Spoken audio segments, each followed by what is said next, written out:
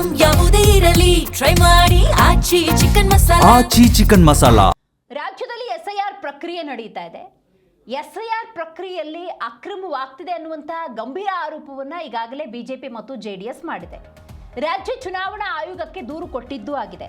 ಈ ನಡುವೆ ಮಧ್ಯಾಹ್ನದ ನಂತರ ಕೇಂದ್ರ ಚುನಾವಣಾ ಆಯೋಗಕ್ಕೂ ಕೂಡ ಬಿಜೆಪಿ ದೂರು ಕೊಡಲಿದೆ ಅನ್ನುವಂತಹ ಮಾಹಿತಿ ಲಭ್ಯವಾಗ್ತಾ ಇದೆ. ಹೊಸದಾಗಿ ಎಸ್ಐಆರ್ ಪ್ರಕ್ರಿಯೆ ಮಾಡುವಂತೆ ಒತ್ತಾಯ ಮಾಡುವಂತಹ ಸಂಭವ. ಕೇಂದ್ರ ಸಚಿವರಾಗಿರುವಂತಹ ಪ್ರಹ್ಲಾದ್ ಜೋಶಿ, ಕುಮಾರಸ್ವಾಮಿ, ಸೋಮಣ್ಣ, ಶೋಭಾ ಕರಂದ್ಲಾಜೆ ಸೇರಿದಂತೆ ಹಲವರು ಈ ಸಂದರ್ಭದಲ್ಲಿ ಸಾಥ್ ಕೊಡಲಿದ್ದಾರೆ. ಕೇಂದ್ರ ಚುನಾವಣಾ ಆಯುಕ್ತ ಜ್ಞಾನೇಶ್ ಕುಮಾರ್ಗೆ ದೂರನ್ನ ಕೊಡಲಿದ್ದಾರೆ ಎನ್ನುವಂತಹ ಮಾಹಿತಿ ಇದೆ.